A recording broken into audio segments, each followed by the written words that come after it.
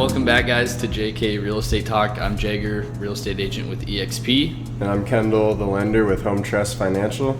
And this week we are going to be going over investment properties. So let's talk really quick about the basics of an investment property. So what is an investment property? Essentially, any home that you don't live in or occupy could be considered an investment property.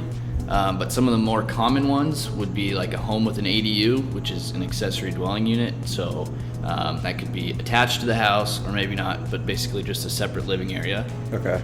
It could be a duplex, triplex, fourplex, basically anything with more units than the unit that you're living in.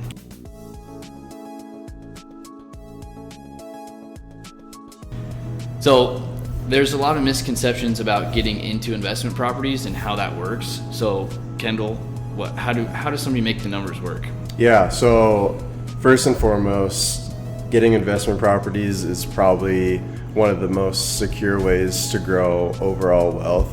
So when we're looking at investment properties, we need to make sure that they would be pre-approved and qualified, just like it's going to be your primary. So they have to be able to pass appraisal, they have to be able to check all those boxes.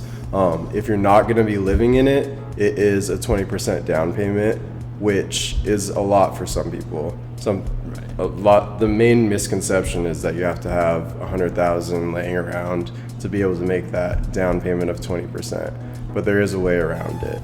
Okay, so there's a way to do it without having to have that huge amount of cash. Right.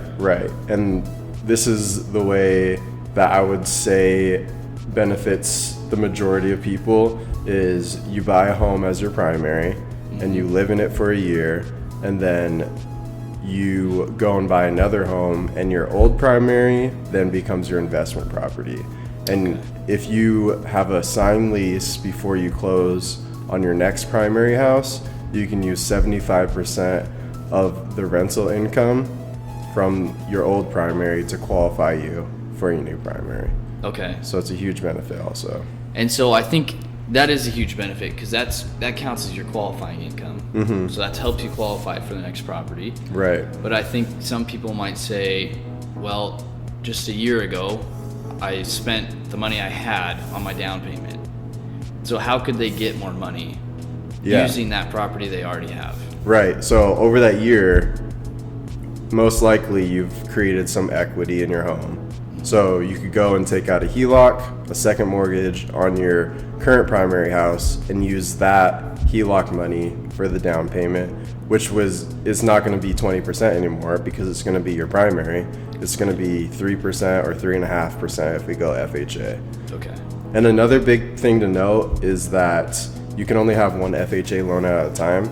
So one of those houses, either your new primary or old one, has to be conventional or VA or USDA. This example that we just used, this is a great way to get into potentially your first or second investment property with little to no money. But let's say somebody doesn't want to live in that house.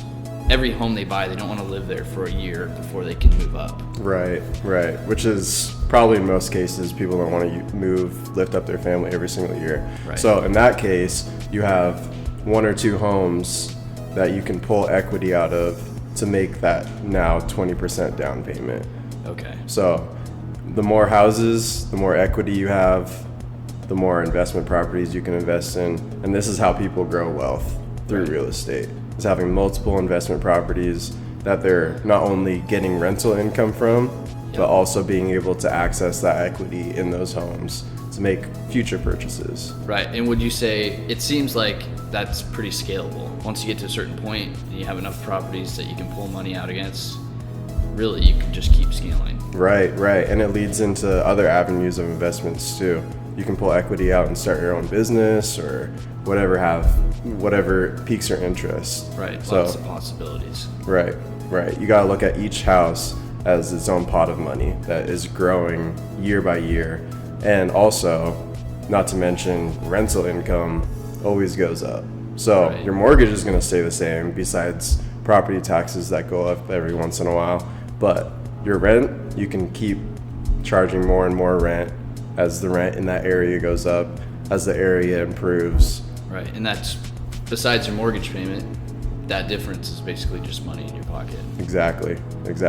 Everything over that mortgage payment, straight to your pocket. Obviously, you want to put some aside for fixes and stuff. Damages, that but type of stuff. Yeah, Right. you know, pick the right renters so they're not doing crazy stuff in your home. But Exactly. yeah, money in your pocket. The more investment properties, the more money in your pocket.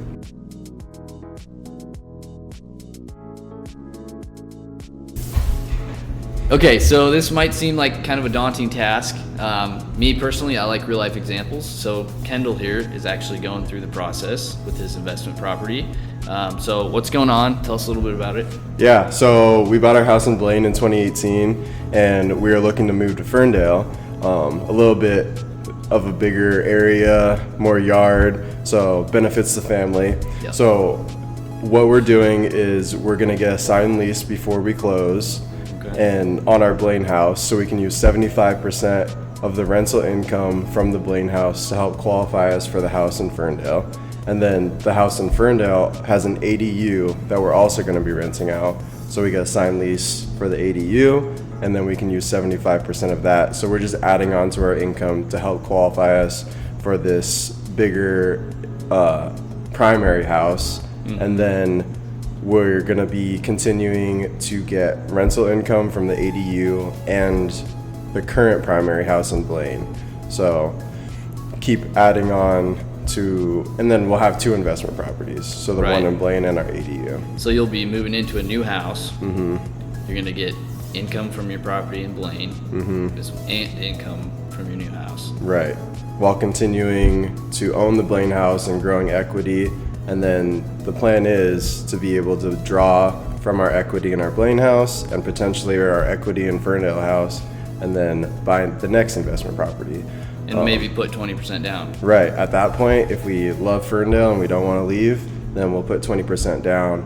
But if we wanted to go the little cheaper route and not put as much down, then we'll move to the next place and rent out the Ferndale house completely, keep renting out the Blaine house, growing that equity in those two homes, and only having to put 3 to 3.5% down for the next one. That's awesome. Yeah. I think that's the best way to do it. I also think that it's important that you sit down with a trusted real estate agent. One being, we're in the market every day, so we maybe see some deals that other people on the outside are not going to see. And two being, I think it's important where you choose your investment property. Any investment property is a good one if it's going to cash flow for you and give you a good ROI.